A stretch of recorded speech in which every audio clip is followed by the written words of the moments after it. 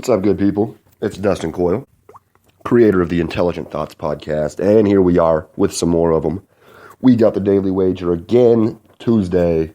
What is it, April 4th or something like that? It is April 4th. Yesterday, got my dollars for the North Carolina win. That was a good game. I don't know if how many people watched it. The bar was completely full of Gonzaga fans. Always makes life difficult when that happens. I'm just kidding. Gonzaga fans, you're all right. North Carolina fans actually are probably even worse. They just weren't around yesterday, for me at least. But yeah, pretty good day overall there. Told you to skip out on the Minnesota-Portland game. That ended up being a 1-point game. Too tough to call. Good game there. I think Wiggins had like 29. Carl had like 32 or something like that. Damian had high 20s or something like that.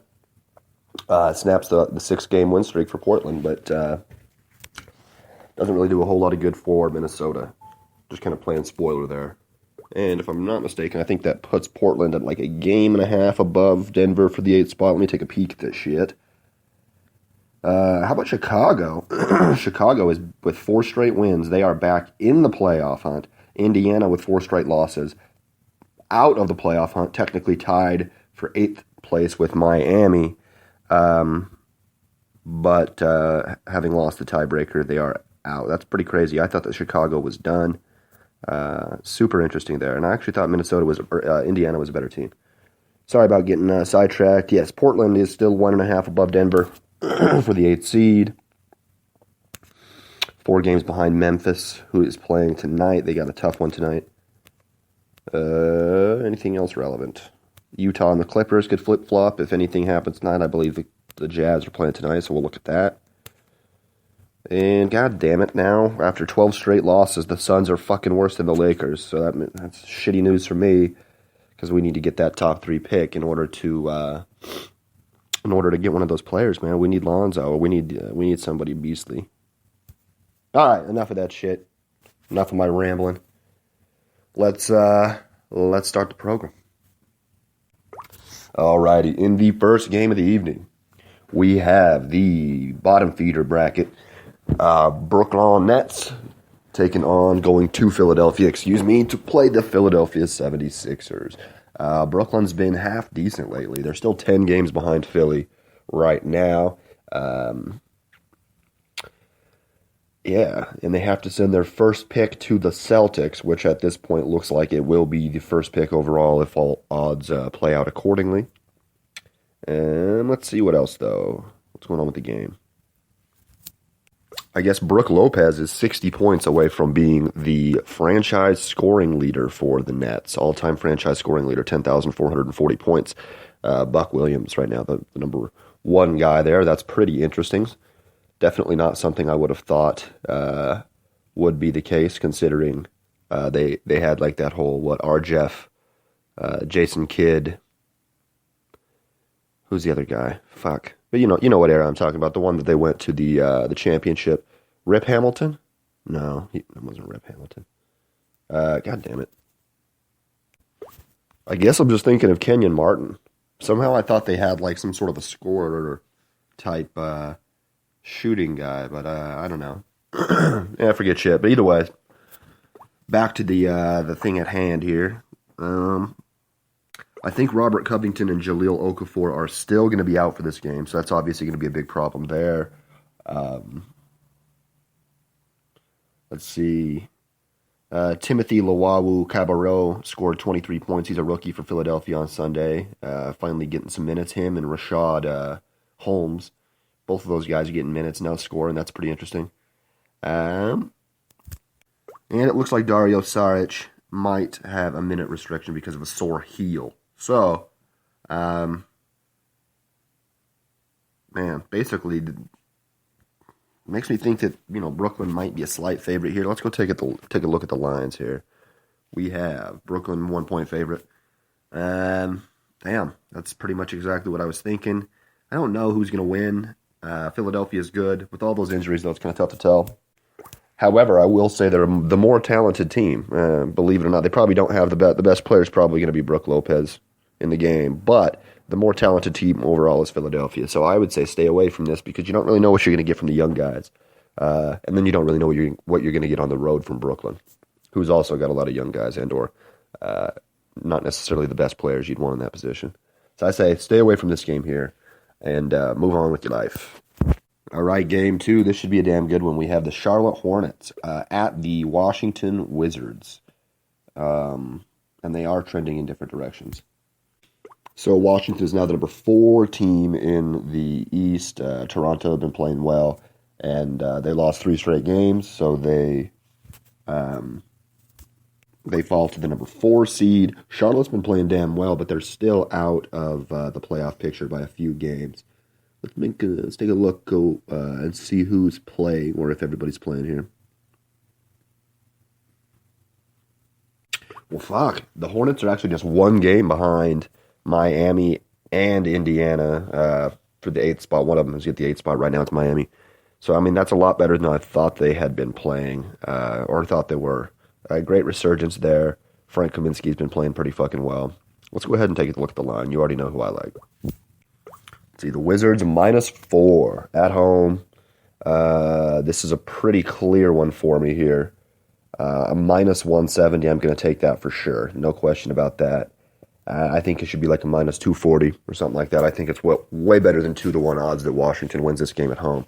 They seem to have the majority of their players healthy. One of the better, top 5 home team in the league.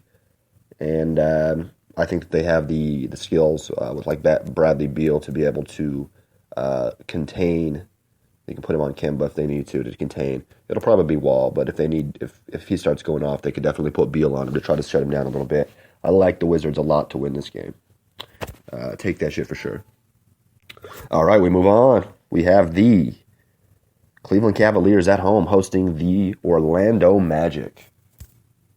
So the Cavs are a half game behind Boston, is that correct?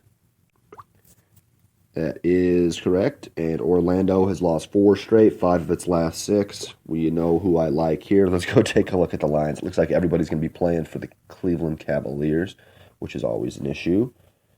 Spread, -9.5 for the Cavs. Pretty obvious there. Money line. What the fuck?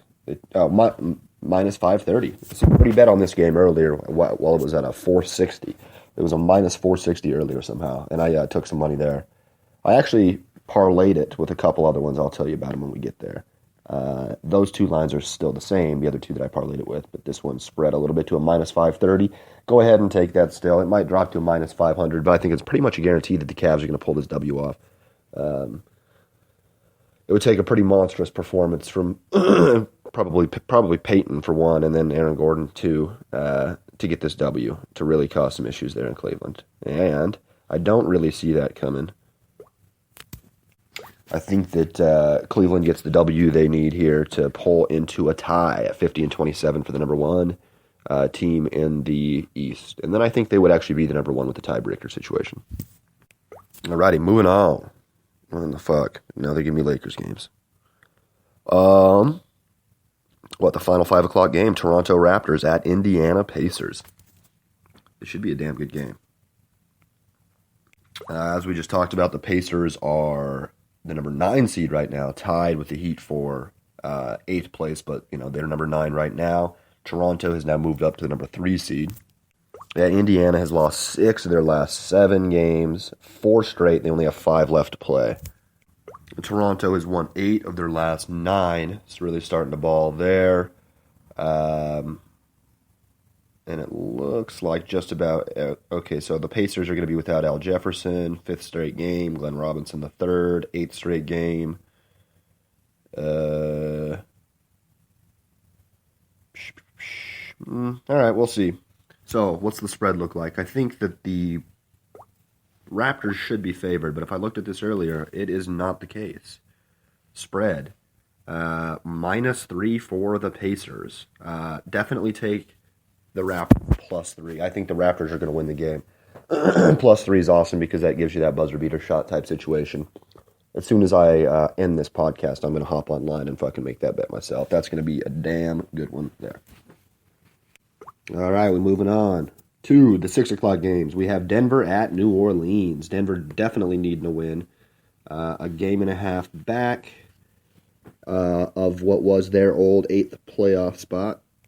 But the Blazers hold the tiebreaker over the Nuggets. So Denver actually has to get ahead of them. So they're really 2.5 back. Let's see what else is going on here. So for the game, Will Barton, Jameer Nelson, and Darrell Arthur, all of them have an undetermined status, which would obviously make a massive bit of deal here. The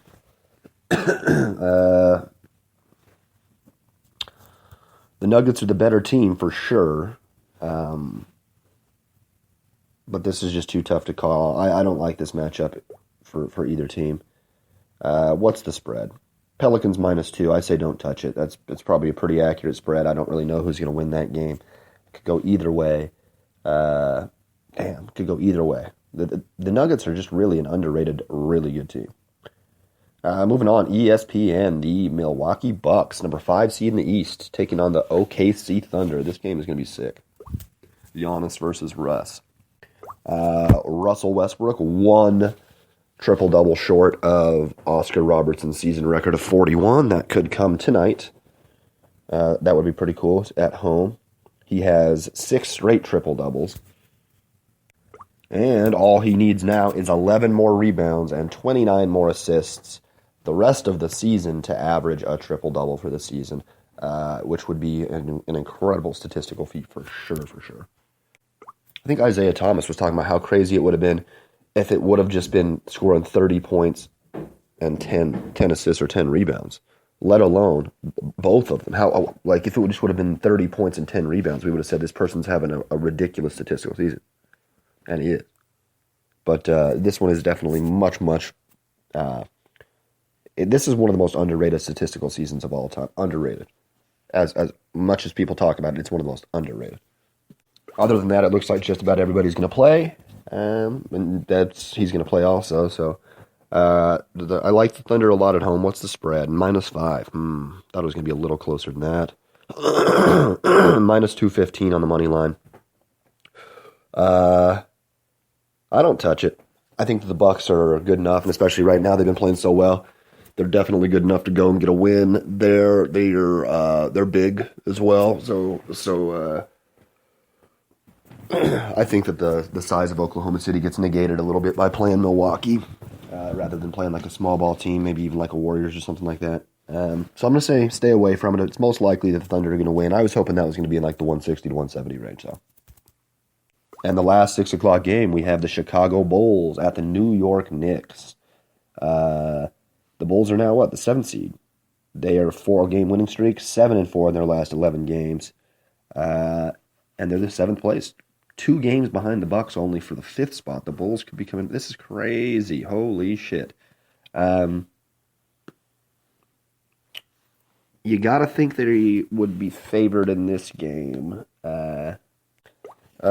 Derrick Rose had that torn meniscus, I think, the other day. So Derrick Rose and Joakim Noah, both former Bulls, will not be playing. Man.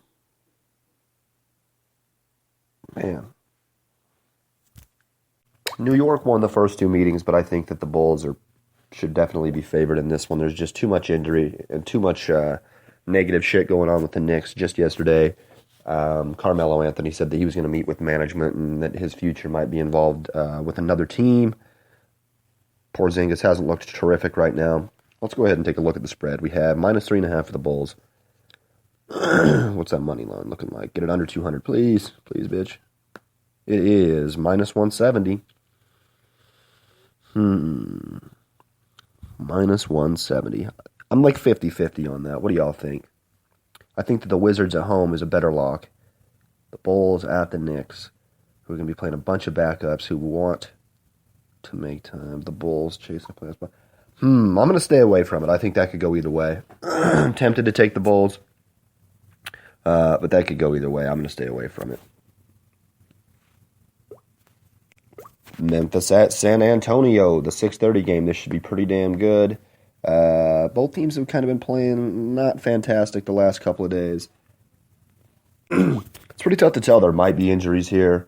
Mark Gasol, Vince Carter, maybe JaMychal Green, Andrew Harrison.